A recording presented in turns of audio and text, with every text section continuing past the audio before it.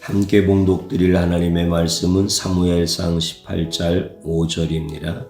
다윗은 사울이 보내는 곳마다 가서 지혜롭게 행하매 사울이 그를 군대의 장으로 삼았더니 온 백성이 합당히 여겼고 사울의 신하들도 합당히 여겼더라. 아멘. 저는 오늘 넘치는 인생이라고 하는 제목의 말씀으로 함께 은혜를 받고자 합니다. 일반적으로 전쟁이 일어나면 사상자가 많아집니다. 세계 1차 대전은 군인과 민간인의 사상자 비율에서 사상자 대부분은 군인이었습니다. 그러나 세계 2차 대전은 군인들의 사망자들보다 민간인의 사망자 숫자가 2배가 넘었습니다. 점점 현대 전쟁은 군인들의 사망률보다 민간인의 사망률이 더 높아지는 추세입니다. 전쟁에서 직접적인 폭탄의 공격을 피하더라도 전쟁의 간접적인 후유증으로 전염병과 심각한 음식 부족으로 인하여 민간인들은 엄청난 피해를 보게 됩니다. 특별히 북한의 방사포와 야전부대는 작은 한반도 면적에 비해 세계에서 최대 숫자를 기록하고 있습니다. 그뿐만 아니라 북한은 젊고 예측할 수 없는 지도자가 강력한 핵폭탄을 갖고 있습니다. 세계 전쟁사에서 상대가 자신보다 약하다고 생각하면 전쟁은 매우 쉽게 일어납니다. 그러나 상대가 자신보다 강할 경우에는 전쟁은 거의 일어나지 않습니다. 민족이 살고 나라가 살려면 적들보다 무조건 강해야 합니다. 전쟁을 일으키면 무섭게 응징된다는 생각을 심어주면 전쟁은 오히려 일어나지 않습니다. 전 세계 군대에서 숫자에 비해서 가장 강력한 군대가 있습니다. 적들도 소름 끼치는 군대가 있습니다. 바로 이스라엘 군대입니다. 이스라엘 군대는 왜 강합니까? 적은 군대로 어떻게 강한 군대가 되었습니까? 이스라엘은 군대 내에 어떤 구타도 없고 어떤 폭행도 없고 어떤 괴롭힘도 없습니다. 또한 전쟁에서 이기기 위해서 이스라엘 장병과 장군은 계급을 뛰어넘어 작전에 대해서 함께 토론하고 서로 의견을 나눕니다. 장병과 장군이 하나가 되어서 아들처럼 아버지처럼 존경하고 따르고 또한 아끼고 보살펴 줍니다. 이것이 이스라엘의 작은 군대가 세계 최대의 군대로 발전하게 된 힘이고 원동력입니다. 성경에서 가장 강한 군대는 예로부터 구타가 없었습니다. 로마 군대와 몽고 군대의 공통점은 세상을 지배했지만 구타는 없었습니다. 다만 기강은 매우 강했고 군율은 매우 견고했지만 인간적인 모욕의 구타와 폭행은 없었습니다. 세계적인 군대는 장수와 장병이 하나가 될 때에 비로소 강한 군대가 됩니다. 로마는 작은 도시국가이고 몽고는 작은 부족국가였습니다. 이들이 적은 군대 숫자로 왜 강력한 큰 민족을 무너뜨리고 항상 이겼겠습니까? 바로 전쟁에서 승리하는 것뿐만 아니라 죽지 않고 사는 작전을 구사했기 때문입니다. 죽지 않고 살면서 매번 이기는 전투가 세계 최고의 부대를 만들었습니다. 이것은 인구가 적었던 로마와 몽고에게 매우 필요한 전략이었습니다. 그러나 오늘날 수많은 군대는 이기기 위해서 죽어야 하고 패했기 때문에 죽어야 하는 쉽게 무너지는 군대가 되었습니다. 장수와 장병은 아버지와 아들처럼 서로를 지켜주어야 합니다. 이스라엘 국민은 군대에서 복무한 것에 대하여 매우 자랑스럽고 매우 만족합니다. 군대에서 몸과 마음이 더욱 건강해질 뿐만 아니라 계급에 상관없이 많은 친구도 사귀는 기쁨이 크기 때문입니다. 계급과 기강은 적을 이기고 아군을 살리기 위해서 편성되어야 합니다. 내가 편안하고 남을 누르기 위한 계급과 기강은 외부의 적들보다 더 무서운 내부의 적들을 만들어냅니다. 결국 아군끼리 서로 스트레스를 주고받으면 국민들은 군대를 믿고 생업에 종사할 수 없을 뿐만 아니라 국민들은 군대를 불신하고 군대를 비하하게 되는 악순환에 빠지게 됩니다. 군대는 말할 것도 없고 기업이나 가정이나 교회나 서로를 미워하면 발전할 수 없고 지혜롭게 될 수 없습니다.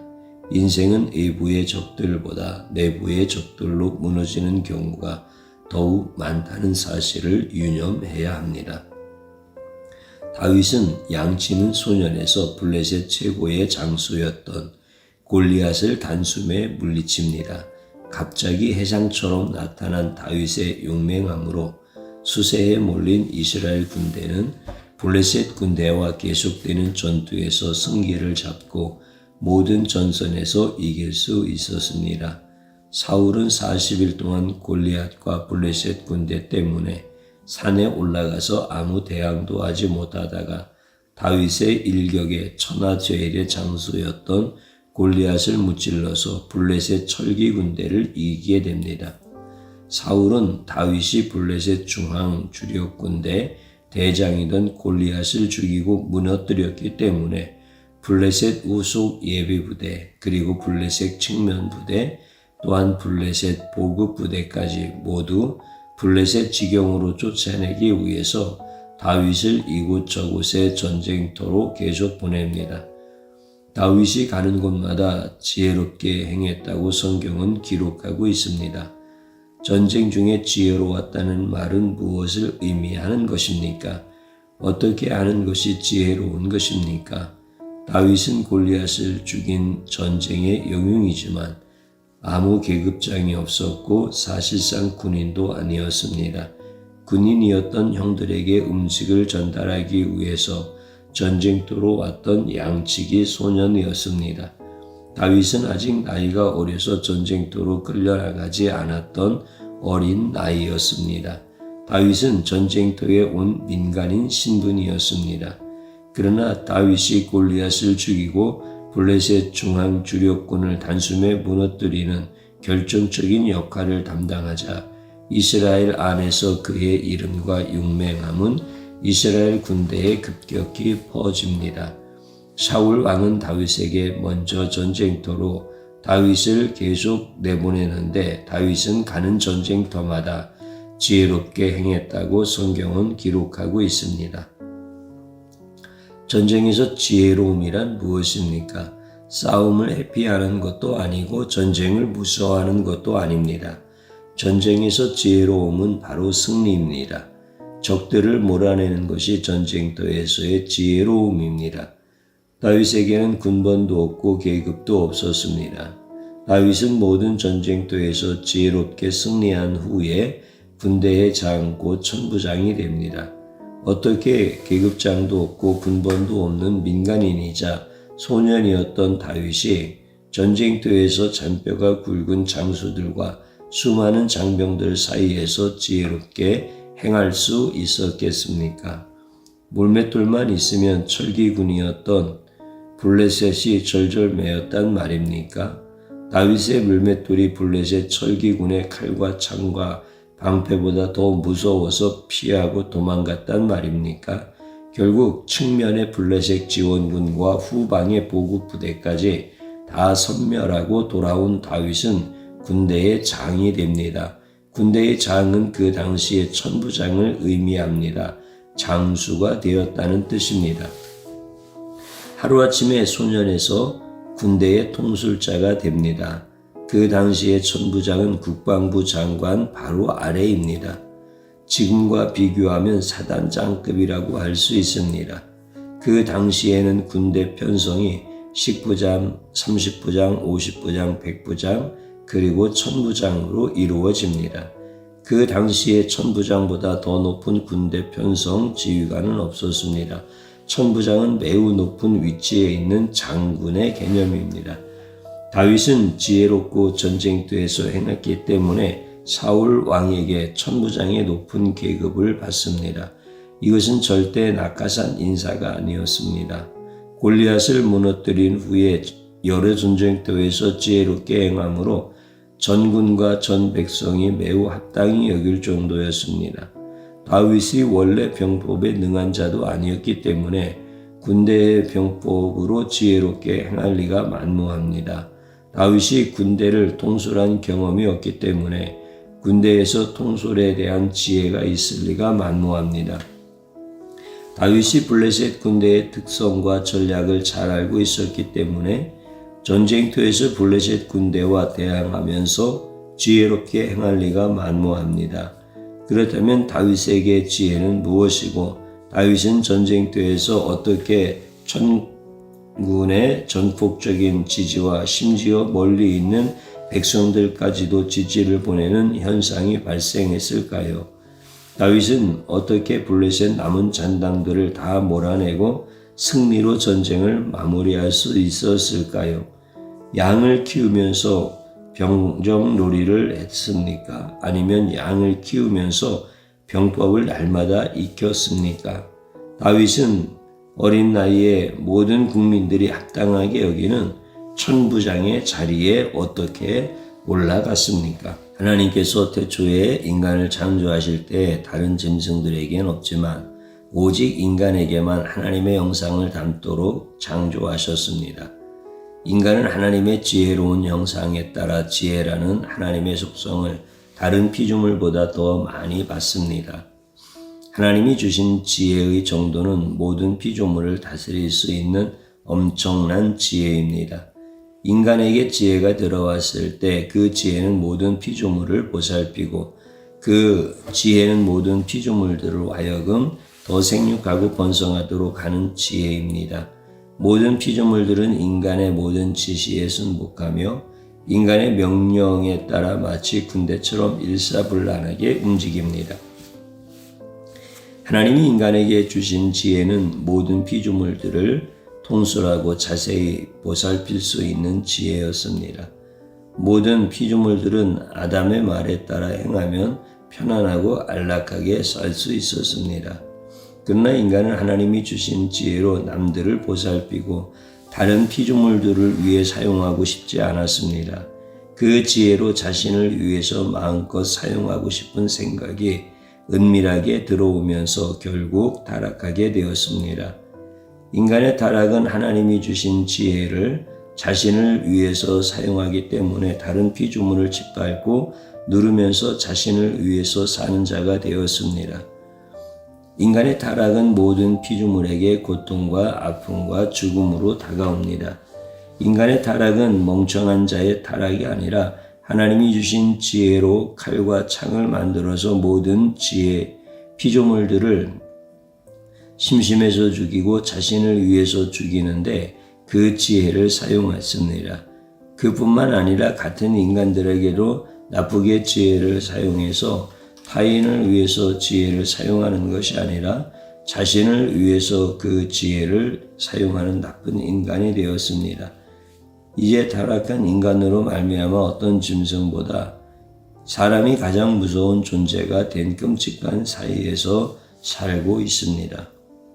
다윗은 블레셋의 중앙 주력군의 대장이던 골리앗을 무찌르고 곳곳에 퍼져있던 블레셋 군대의 진영들을 계속 공격합니다.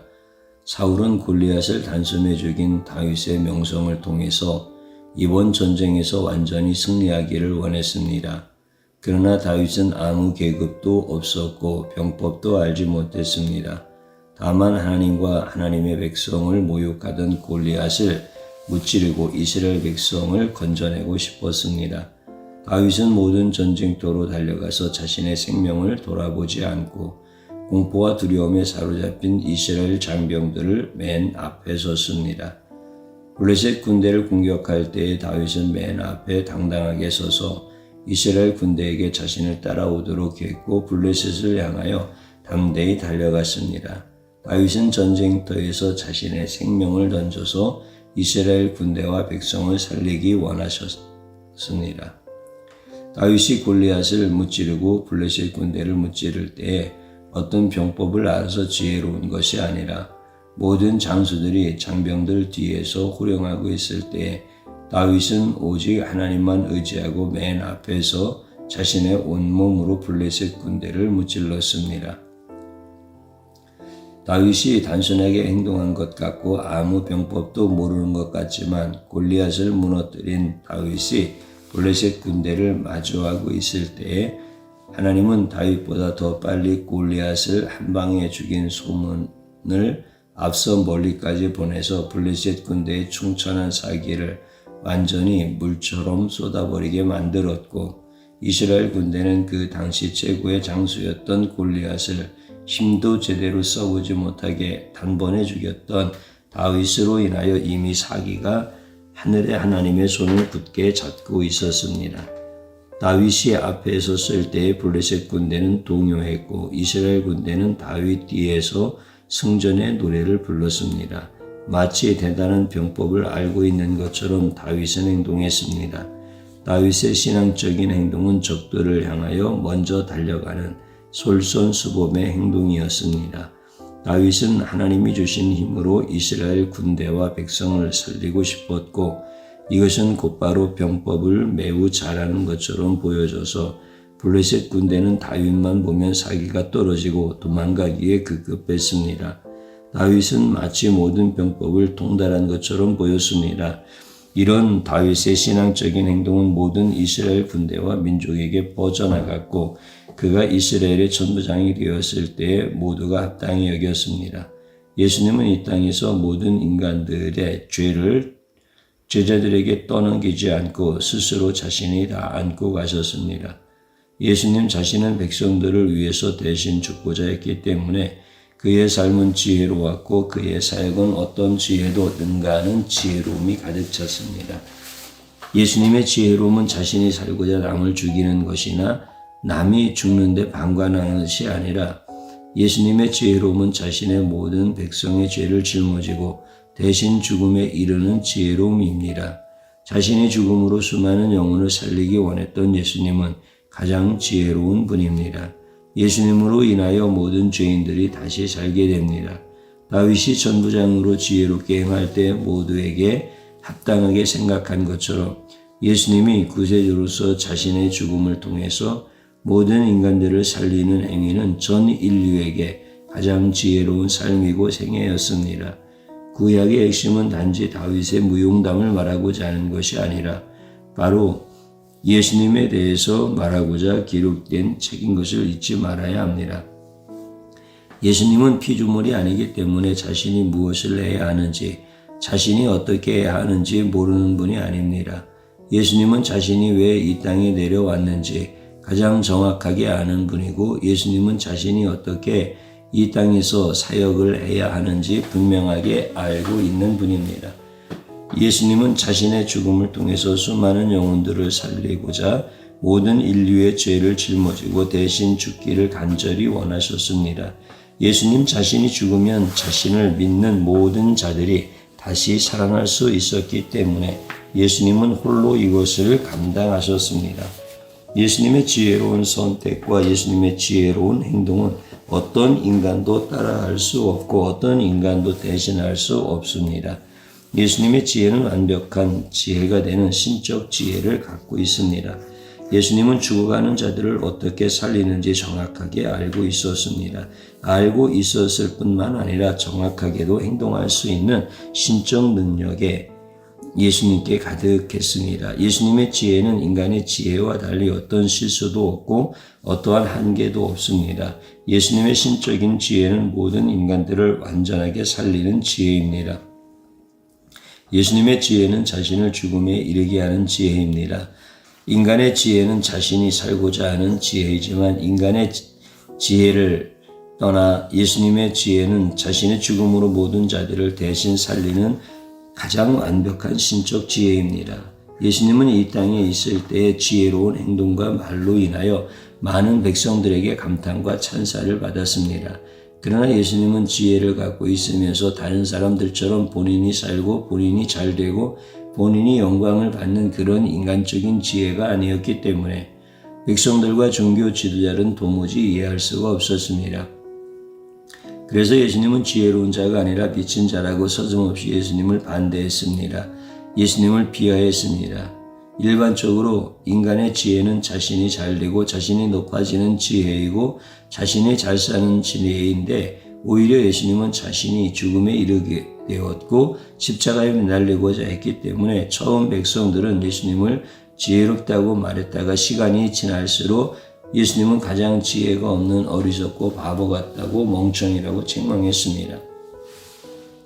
종교 지도자로부터 백성들까지 예수님의 말과 행동은 점점 어리석은 자처럼 자신을 죽이는 말과 행동으로 인하여 예수님은 설교 중에도 설교가 중단되고 설교가 끝나면 예수님을 잡으려는 시도가 예루살렘 성전에서까지 종종 이루어지게 됩니다. 예수님이 이 땅에 많은 수모는 참으로 눈뜨고 볼 수 없는 참담한 수모와 모욕이었습니다. 가장 지혜로운 자가 가장 어리석은 자로 대접받는 것이 바로 예수님이 겪었던 아픔이고 고통이었습니다. 예수님은 이 땅에 내려와서 만왕의 왕이고 구세주로서 군림할 수 있는 높은 위치에 있었지만, 예수님은 사람들의 아기 시절부터 시작하여 인간의 부모이던 요셉과 마리아의 뜻에 순종하며 지혜롭게 자라났습니다. 예수님은 가장 높은 분이지만 인간으로 계실 때에 순종하며 지냈습니다. 이 본문에서 순종이란 자신을 위해서 깨를 부리는 것이 아니라 부모와 주변 사람들을 위해서 순종했다는 뜻으로 모든 사람들 위에 군림하는 것이 아니라 섬기는 지혜가 충만했습니다. 주변 사람들을 돌보는 지혜를 갖고 있다는 의미입니다. 주변 사람들의 연약한 것들을 붙잡아 주었고, 주변 사람들의 아픈 마음을 잘 헤아려 주었고, 주변 사람들과 충돌하는 것이 아니라 주변 사람들을 잘 이해하는 지혜가 충만했습니다.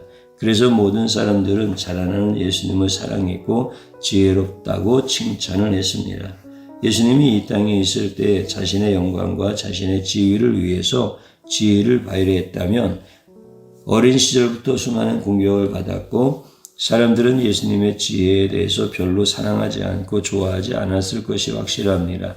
그러나 예수님은 자신을 위한 지혜가 아니라 부모와 형제와 이웃들을 위해서 지혜를 사용했습니다.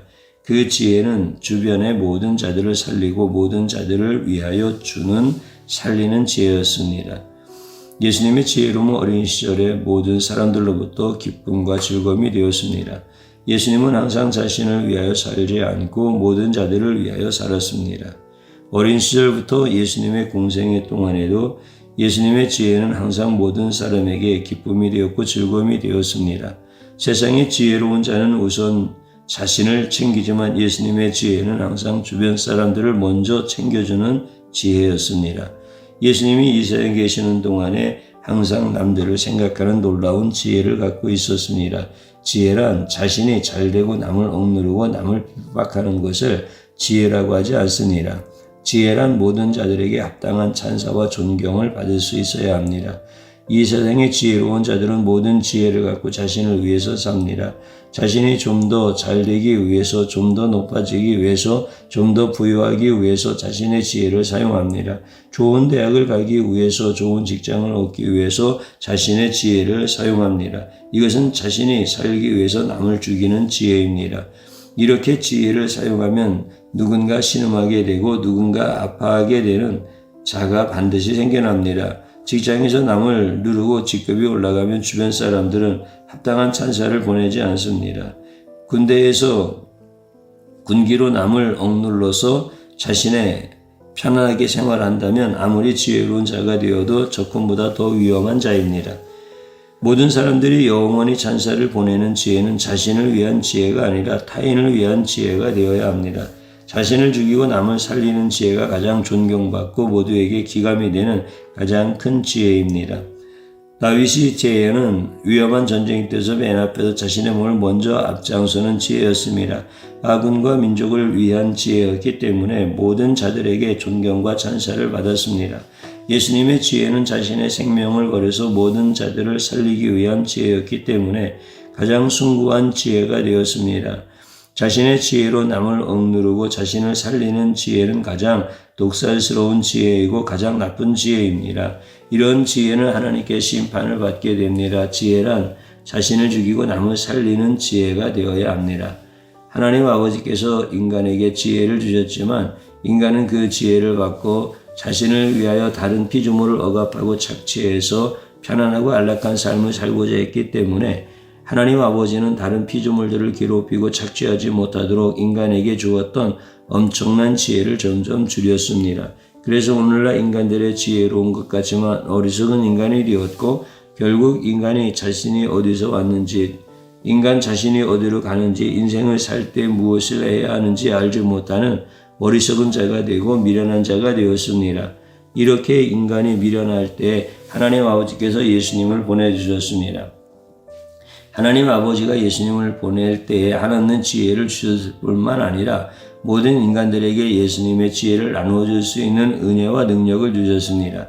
인간들은 자신을 비롯해서 지혜를 사용하다가 예수님을 주의 깊게 보게 되면 모든 인간들과 다른 모습을 보게 됩니다.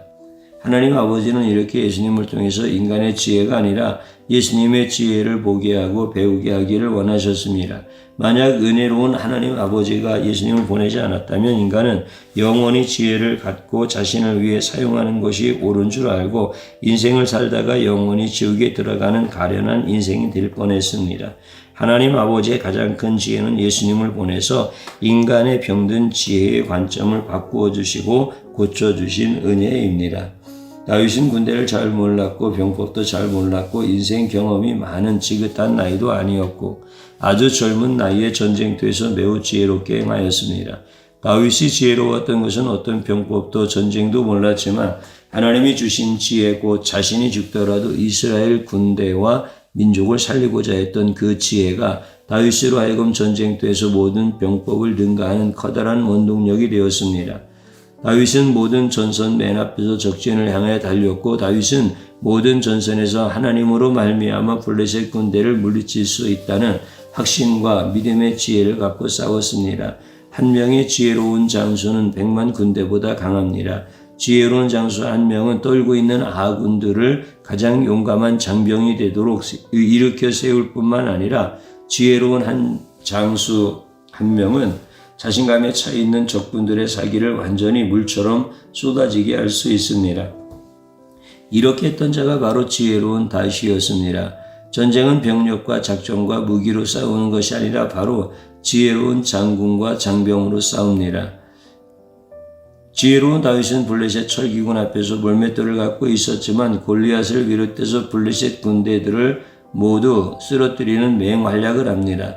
다윗이 천부장에 임명되었을 때에 어떤 군인들도 어떤 백성들도 불합리하다고 생각하거나 말한 자가 하나도 없을 정도입니다. 다윗은 모든 군인들과 모든 백성들에게 존경과 찬사를 받았습니다. 다윗의 지혜는 어떤 병기보다 강했고 어떤 대군보다 많았고 다윗은 자신을 희생할 수 있는 지혜로운 자였고 아군을 살리는 전략으로 적군을 격파함으로 가장 위대한 장수가 될 수 있었습니다. 다윗은 큰 키로 전쟁에서 이기고 방법으로 전투에서 이긴 자가 아니라 바로 예수님이 주신 지혜로운 작은 숫자로 큰 군대를 무너뜨린 최고의 장수가 되었습니다. 이스라엘 군대는 어떤 전쟁터이든지 다윗과 함께하느냐 하지 않느냐에 따라 사기가 춤을 추었습니다. 결국 다윗의 지혜는 바벨론 문화권과 이집트 문화까지 모두를 떨게 만들었습니다. 솔로몬의 지혜가 있기 전에 다윗은 하나님께 받은 큰 지혜를 갖고 있었습니다. 결국 다윗의 지혜는 예수님의 지혜를 미리 예표하는 커다란 은혜가 되었습니다. 일반적인 장수는 적과 싸움에서 이기기 위해서 아군의 희생을 강요합니다. 그러나 지혜롭게 위대한 장수는 적과 싸움에서 이길 뿐만 아니라 아군의 희생이 없도록 합니다. 2차 세계대전의 명장이었던 게오르기 주코프는 독일을 상대로 혁혁한 공을 세웠지만 그에 대한 소련인의 감정은 좋지 않았고 어두운 면이 있었습니다. 왜냐하면 주코프는 독일과 전투 때에 승리하기 위해 무모하게 아군의 희생을 많이 낸 장군으로 유명하기 때문입니다. 베벌리 하는 당시에도 다른 소련 장군보다 먼저 입성하기 위해 수많은 소련군을 희생시켰다는 오명을 갖고 있는 장군입니다. 이것이 일반적인 장수의 모습입니다. 승리를 위해서 아군이든 적군이든 희생을 강요할 수 있는 장수는 많습니다. 6.25 때 민국과 국군은 압록강까지 올라갔지만 중공군의 참전으로 모든 병력을 잃을 위기에 빠지자 서울까지 내주면서 전략적 후퇴를 거듭했습니다.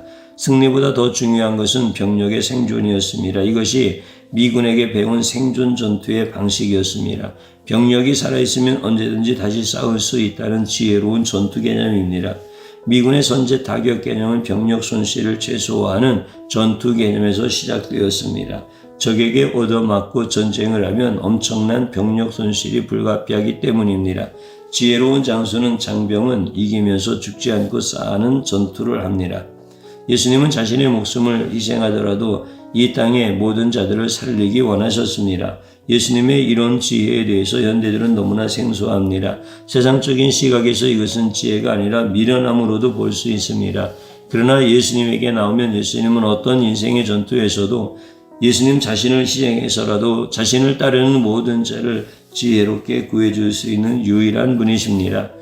지혜롭게 살려주는 유일한 분입니다. 그러나 이런 예수님의 지혜를 외면하면 결국 자신이 어리석은 지혜로 살다가 자신도 죽이고 주변 모두 죽이는 어리석은 지혜로 남은 인생을 힘들게 살다가 결국 지옥으로 떨어지게 됩니다.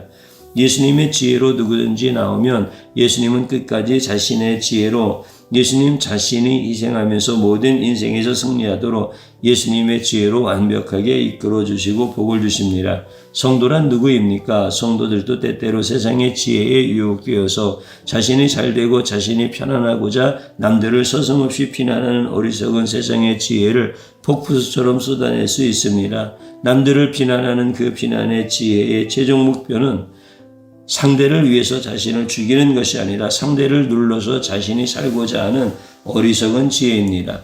성도의 지혜는 세상에서 배우면 안 되고 반드시 예수님께 배워야 합니다.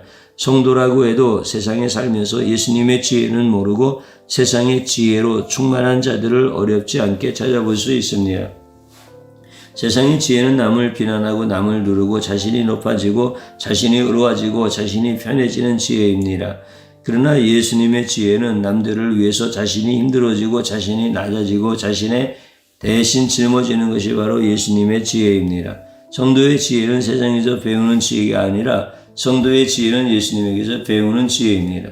성도가 지혜로운 것은 세상의 어리석음을 배우지 않고 예수님의 지혜로움을 배우기 때문입니다.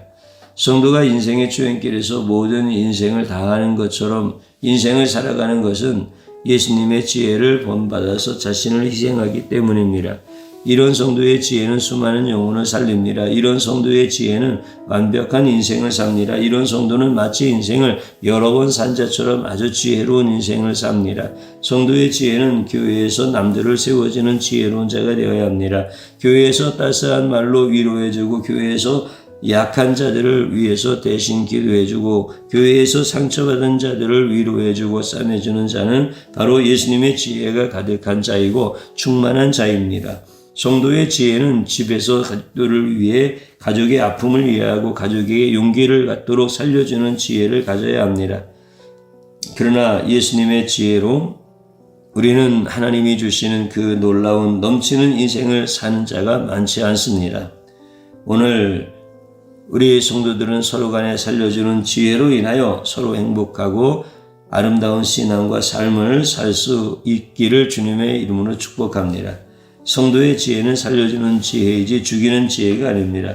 남을 죽이는 지혜는 세상의 지혜이고 멸망할 지혜이고 심판받을 지혜이고 하나님을 진노케 하는 지혜입니다. 그러나 성도의 지혜는 예수님처럼 자신의 희생을 통해서 남을 세워주는 지혜입니다. 이런 지혜는 세월이 흘러갈수록 모든 성도들에게 예수님을 가르쳐주는 기쁨과 즐거움이 가득하게 합니다.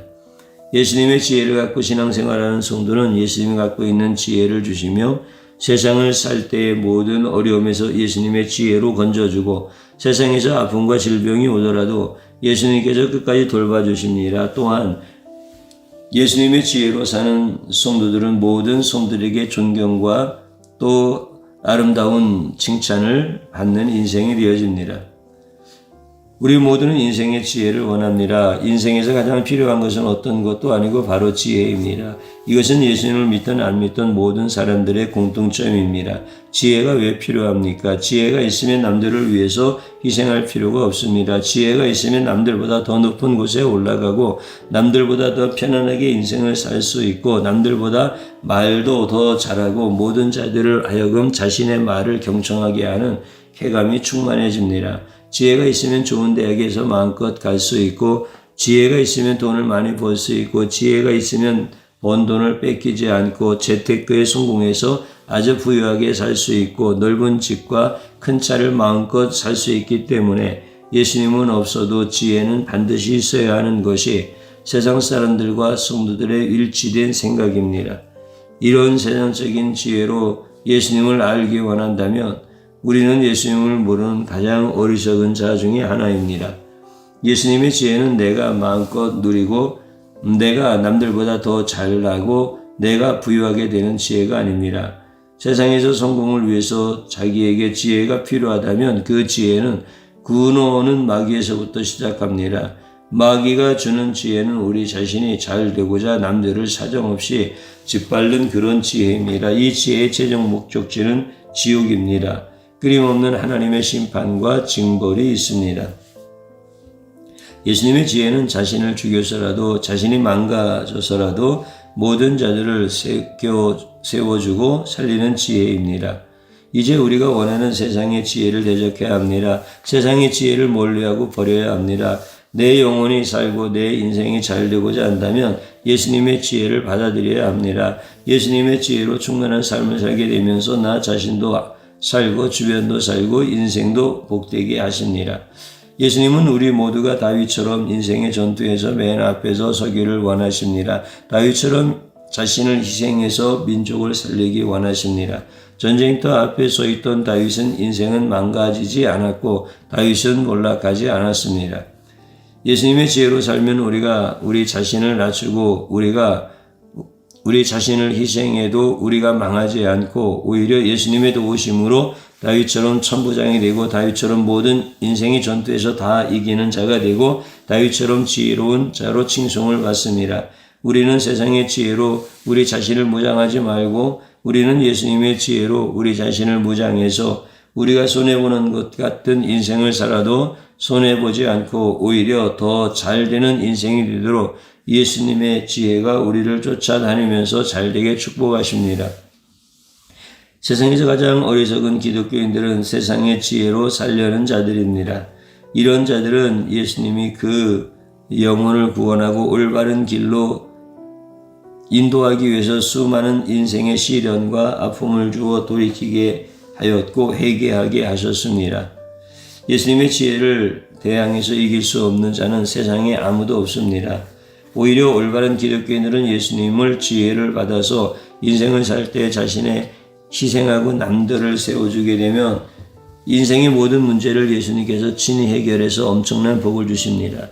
어떤 대형 병원 앞에 택시를 타고 온 미국 사람이 택시비를 지불할 잔돈이 없어서 택시 운전사에게 잡혀서 곤혹을 당할 때 지나가던 젊은 의사가 택시비 푼돈을 주고 해결해 주었습니다. 이 노년의 미국인은 얼마 후에 병으로 죽었고 그 미국 사람은 그 어마어마한 유산을 한국 의사에게 주었습니다. 그는 미국에서 큰 갑부였습니다. 어려움에 처한 자를 푼돈으로 도와주었지만 예수님은 목돈으로 갚아주셨습니다. 이것이 바로 예수님의 지혜입니다. 우리가 아무리 자신의 짧은 지혜로 지혜롭게 살려고 하면 인생의 늪에서 도무지 빠져나올 수가 없습니다. 그러나 우리가 예수님의 큰 지혜로 인생을 살게 되면 인생의 늪은 단단한 평지로 바뀌고 아무리 달려도 장애가 없는 인생을 삽니다. 우리가 해야 할 가장 시급한 것은 그동안 우리 머릿속에 있는 세상의 지혜를 버려야 합니다. 자신만을 위한 모든 지혜를 버려야 합니다. 그리고 예수님의 지혜를 같이 본받아야 합니다. 예수님의 지혜로 인생을 살게 되면 손해보는 삶을 사는 것 같지만 예수님의 충당해짐으로 인하여 넘치는 인생을 삽니다. 예수님의 지혜로 남들을 위해 희생을 삶을 살면 예수님이 대신 갚아줌으로 인하여 다윗처럼 천부장이 되고 높은 지위까지 받게 됩니다. 어리석은 자는 세상의 지혜로 인생을 살다가 자신도 망하고 가족도 망하는 비운을 맛봅니다. 그러나 예수님의 지혜로 사는 자는 예수님의 지혜로 살다가 예수님이 주신 복으로 인하여 평생을 걱정하지 않고 노년이 되어도 예수님의 완벽하게 돌봐주는 복된 인생을 살게 됩니다. 누구를 살려주는 지혜로 인생을 살며 예수님의 지혜는 살려주는 자를 더 복주시고 더 잘되게 해주십니다. 이것이 세상이 이해하지 못하고 세상이 깨닫지 못하는 예수님의 지혜입니다. 세상의 지혜가 아니라 예수님의 지혜로 인생을 살고 싶다면 지금부터 내가 무엇을 해야 합니까? 어떻게 하면 내 짧은 인간의 지혜가 아니라 세상의 제약된 지혜가 아니라 예수님의 지혜로 인생을 살 수 있습니까?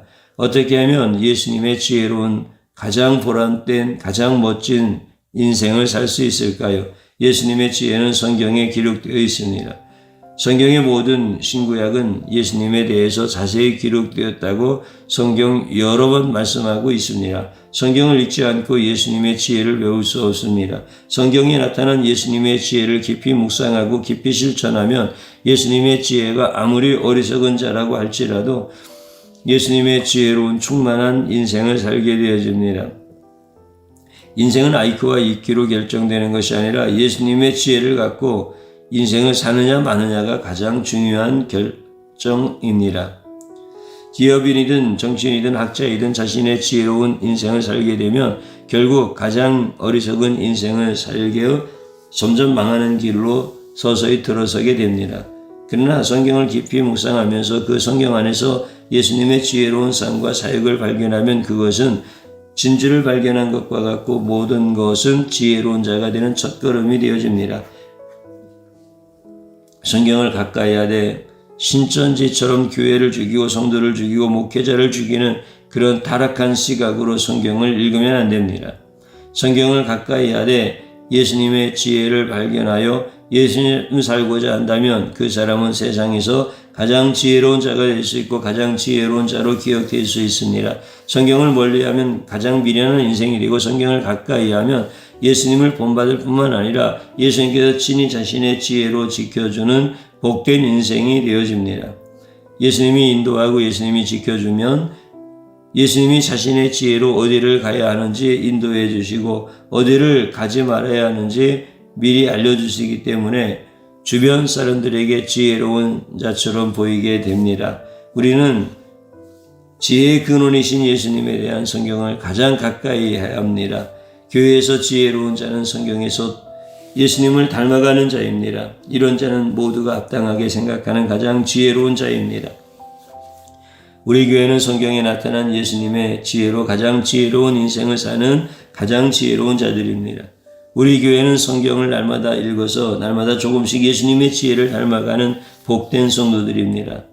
우리 교인들의 얼굴에 미소가 넘치고 여유가 넘치는 것은 예수님의 지혜로 사는 모습이기 때문에 그렇습니다. 이제 저를 한번 따라서 해보시기 바랍니다. 세상의 지혜는 구하며 예수님의 지혜는 구하지 않은 죄를 용서하소서. 아멘.